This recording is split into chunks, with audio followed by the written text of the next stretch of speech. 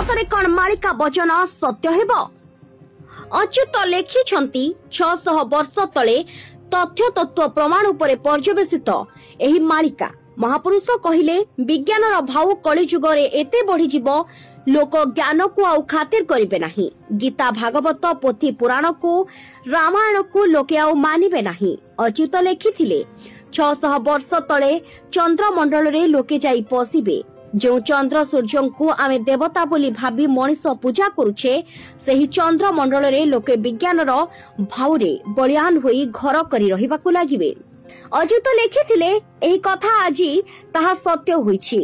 कहिले महापुरुष आगकू एमिति एक समय आसीबो संसार 7 दिन अंधार हेबो। एही 7 दिन अंधारटा केउ समय रे हेबो केबे हेबो ए कथा सुधा मालिका रे लेखा होईछि। अनेक कहूतिबे नाही नाही किछि हेबोनी नहिला नहिला